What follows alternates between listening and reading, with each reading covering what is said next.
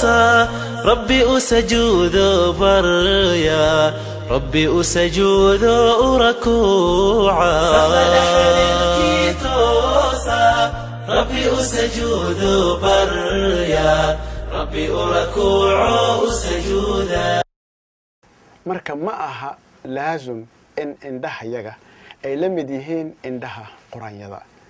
quraanyadu waxay leedahay indho ku haboon, annaguna waxaanu leenahay indho nagu haboon. maroodigu wuxuu leeyahay gacan, innaguna waxaynu leenahay gacan, laakiinse gacanta maroodiga la mid ma aha gacanteena. waxay uun wadaagaan magaca oo keliya, laakiinse isku mid ma aha. allahna wuxuu leeyahay tusaalaha sare oo sifaadka qurxoon iyo tilmaamihiisa sare ma jiraan wax la mida iyo cid shabahda, waase inaan la diidin ee la qiraa sifaadka iyo tilmaamaha ilaahay. sifaadka iyo tilmaamaha ilaahayna waa laba nooc. kow, sifaad la xiriira naf ahaantiisa iyo daatada ilaahay, waana sifaadka aan marnaba ka zuulin ilaahay, sida cilmiga iyo aqoonta, nolosha, awoodda iyo maqalka iyo aragga iyo wax la mid ah. laba, sifaadka iyo tilmaamaha la xiriira camalka iyo waxqabadka ilaahay, waana sifaad la xiriira doonista ilaahay iyo awooddiisa, sida soo degidiisa habeenka daloolkiisa dambe iyo kor ahaanshaha carshigiisa, carada iyo raalli ahaantiisa, jeclaanta iyo necbaantiisa iyo wax la mid ah. waxaa isweydiin leh aan u gelaynaa haddeer maxaa caddaynaya jiritaanka ilaahay. waxaa caddaynaya jiritaanka ilaahay caqliga iyo abuurista wanaagsan. فطرة الله التي فطر الناس عليها لا تبديل لخلق الله ذلك الدين القيم ولكن أكثر الناس لا يعلمون.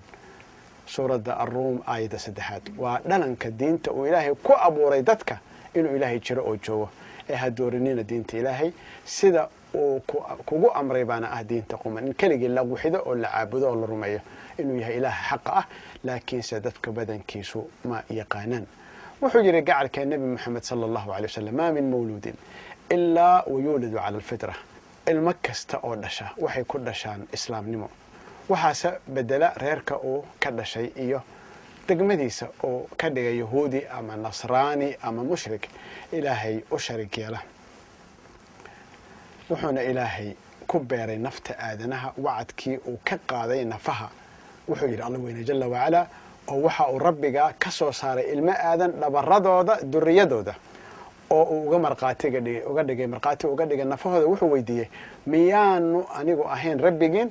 waxay yidhaahdeen haayo markhaati baan ka nahay. taasina waa si aydan u oran maalinta qiyaame waxaan anagu ahayn kuwa taasi muuganaa, ama aydan u oran waxaa kuu sharig yeelay waa aabbayaashayadii hore oo waxaanu anagu ahayn duriyad timid iyaga ka dambow. ma waxaad nagu rogaysaa wixii ay faleen baadil beerayaashii na dhaxal siiyey gaalnimada? sidaas baan ugu faahfaahinaa buu allah leeyahay aayadaha, bal inay u soo laabtaan xaqa.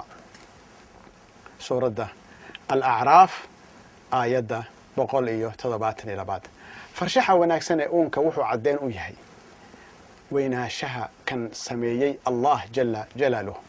waxaana ku soo arooray kitaabka ilaahay baaq inaynu u kuur galno oo eegno oo ka fakirna cajaa'ibta uunka ilaahay.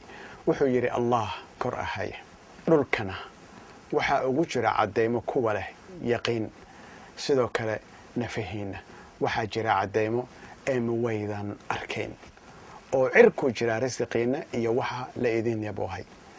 ee waxaan ku dhaartay rabbiga cirka iyo dhulka waa xaq waxa la idin yaboohay, sida aydan uga shaki qabin hadalka aad tiraahdeen. suuradda ad-daariyaat aayadaha 22, 22, 23. wuxuu kaloo allah yidhi xaqiiq abuurista samooyinka iyo arlada iyo isbeddelka habeenka iyo maalinta waxaa ugu jira aayado waxgaradka. kuwa xusa allah joog iyo fadhi iyo jiifba oo uga fakera si qoto dheer abuurista samooyinka iyo arlada iyagoo leh rabbigayow uma aadan abuurin kuwan baatil, adigaa hufane naga badbaadi cadaabta naarta. suuradda ali cimraan aayadda 109. wuxuu kaloo yidhi allah kor ahaye oo waa isaga kan ka soo dejiyay cirka biyahaasoo aan ku soo saarnay dhir nooc kasta leh kuwaasoo aan iyagana ka soo saarno laamo cagaar ah kaasoo aan ka soo saarno miro karooran waxaana